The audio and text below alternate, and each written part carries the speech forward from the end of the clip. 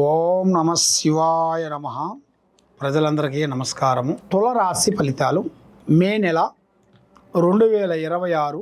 ఈ మే నెలలో తులరాశి వాళ్ళకి ఎలా ఉంది, ఎలా ఉండబోతుంది, మరి వాళ్ళ స్థితిగతులు ఏమిటి అనేది చాలామంది సందేహాలు చాలా వరకు ఉంటాయి. తులరాశిలో ఉండవలసిన వాళ్ళందరికీ వాళ్ళకి అనుకోకుండా అకస్మాత్తుగా రజకేసరి అదృష్ట యోగం అనేది రాబోతుంది. వీళ్ళు ఊహించరు. అంటే వీళ్ళు ఏది పట్టుకున్నా బంగారమే, ఏది అనుకున్నా జయమే. కానీ అన్నీ జయాలని అన్నీ పట్టుకుంటే కాదుగా, ఏది పట్టుకోవాలి ఏది పట్టుకోకూడదు చూసుకొని ఆలోచించి పట్టుకోవాలి.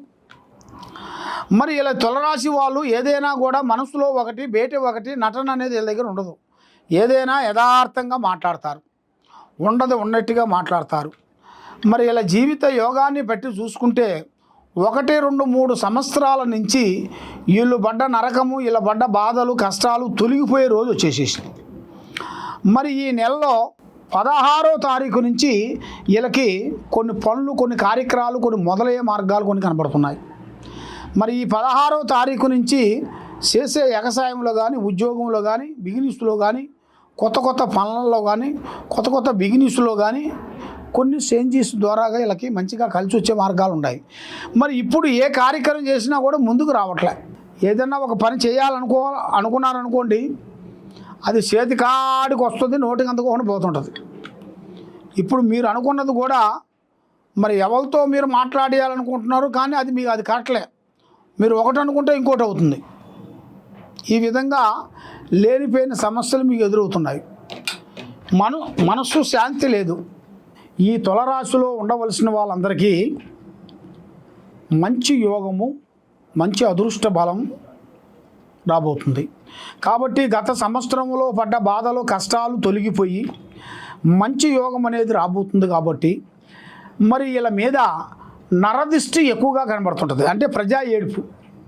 ఏమీ లేకపోయినా మీకేం తక్కువయ్యా, పెద్ద వాళ్ళు ఉన్నారు మీ చేతిలో, పెద్ద దొరలు ఉన్నారు, కట్ల సంపాదిస్తున్నారు అని మీ మీద నరదిష్టి ప్రభావం అనేది ఎక్కువగా కనబడుతుంది.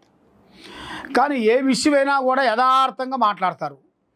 మనసులో ఒకటి బయట ఒకటి నటన అనేది వీళ్ళ దగ్గర ఉండదు. ఏదైనా ఓపెన్గా ఉంటారు. మరి ఇలా జీవిత యోగాన్ని పెట్టుకొని చూసుకుంటే ఏ కార్యక్రమం చేసినా కూడా ఏదో ఒకటి డిస్టర్బెంట్ కావటం, మనశ్శాంతి లేకోకుండా ఉండటం, మానసికమైన ఒత్తిడి, ఇలాంటి సమస్యలతో సతమతం అయిపోతుంటారు.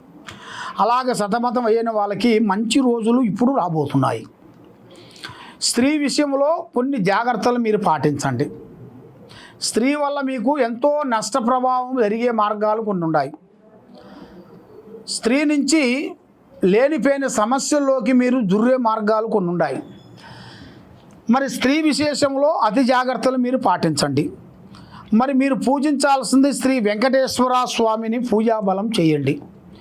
మరి ఈ తులరాశిలో ఉండవలసిన వాళ్ళు స్నేహధర్మంలో కొన్ని ఇబ్బందికరమైన సమస్యలు, అన్నదమ్ముల మధ్యలో కొన్ని విరోధాలు, అక్కజల్లెల మధ్యలో కొన్ని లేనిపోయిన సమస్యలు కొంచెం వచ్చే మార్గాలు కొన్ని కనబడుతున్నాయి.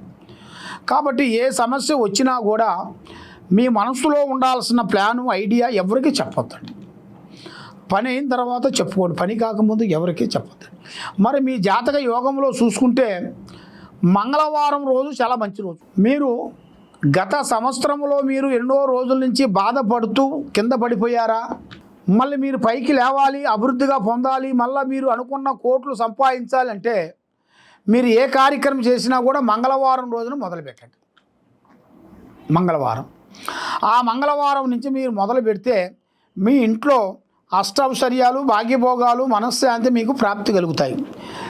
మరి మీకు విద్యారంగంలో కొద్ది మార్పులు రాబోతున్నాయి. ఇదివరలో ఉన్న విధానం కాదు, ఇప్పుడు కొత్త మార్పులు కొన్ని రాబోతున్నాయి. బిజినెస్లో కూడా కొత్త కార్యక్రమాలు, పెద్ద వాళ్ళు మీకు ఇంకా పరిచయాలు కావటం, వాళ్ళ నుంచి మీకు కొన్ని పనులు కావటం, ఈ మీరు చేసే బిజినెస్ నుంచి ఎన్నో రోజుల నుంచి మీరు చేసే పనులు కూడా అయిపోయినాయి కూడా, దానికి కూడా ఒక టైం అనేది రాబోతుంది. కాబట్టి మీ మీద ఈ నరదిష్టి ప్రభావము, కన్ను దిష్టి ప్రభావము, గ్రహ దిష్టి ప్రభావము ఈ ఎక్కువగా ఉన్నాయి. కాబట్టి అవి మీకు శాంతవంతం కావాలంటే మీరు తప్పకుండా మీ మీద ప్రాబ్లం పోవాలంటే ఈ కింద ఉండాల్సిన నెంబర్కి మాకు ఒకసారి సంప్రదించినట్టుగైతే మీ జీవితాన్ని బట్టి, మీ యోగాన్ని బట్టి, మీ నక్షత్రాన్ని బట్టి మీకు గడియలు ఏమేమి వస్తాయి, ఏమేమి రావు అనేది కూడా అన్నీ చూసి చెప్పగలుగుతాం. సర్వో జనా సుఖినో భవంతు. ఓం నమః శివాయ నమః.